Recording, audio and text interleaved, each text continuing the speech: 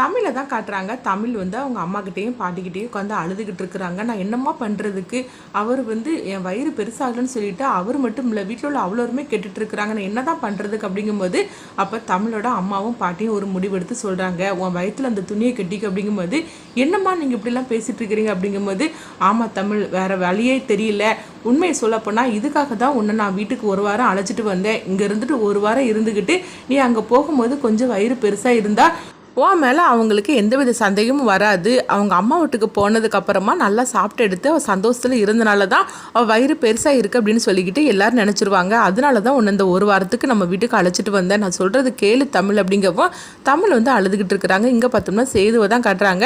சேது வந்து தமிழ் ஞாபகமாகவே இருந்துட்டு இருக்கிறாங்க.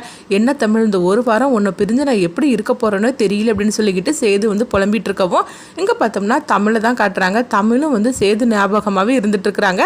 அப்போ அவங்க பாட்டி வந்து கிச்சனில் நின்றுட்டு இருக்கும்போது அவங்க கண்ணுக்கு வந்து சேது நிற்கிற மாதிரிக்கு தெரியுது. உடனே வந்து அவங்க கிஸ் கொடுக்கறதுக்காக போகிறாங்க.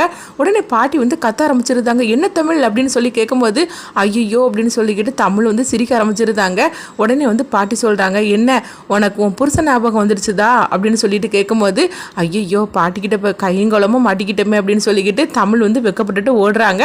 அப்படி அவங்களுக்கு ஒவ்வொருத்தரையும் பார்க்கும்போது அவங்க வந்து சேது நனவாகவே வந்துட்டு இருக்குது. அப்போ சேதுவே உண்மையில வந்துருந்தாங்க.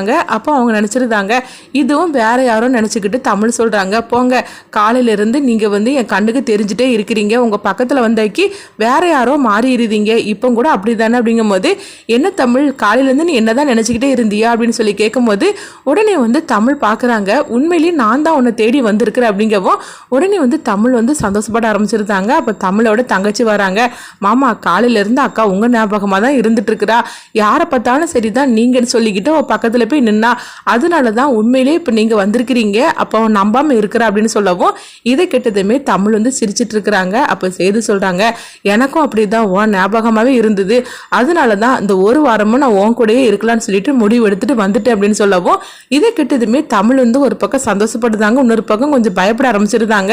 ஐயோ ஒரு வாரம் இவர் நம்ம கூட இருக்க போறாரா அப்படின்னு சொல்லிக்கிட்டு அடுத்து பார்த்தோம்னா வந்து வாங்க சாப்பிடலாம் அப்படின்னு சொல்லிக்கிட்டு தமிழோட அம்மா வந்து அவங்க ரெண்டு பேருக்கும் சாப்பாடு பரிமாறுதாங்க. அடுத்து என்ன நடக்க போகுதுன்னு சொல்லிட்டு வெயிட் பண்ணி பார்க்கலாம்.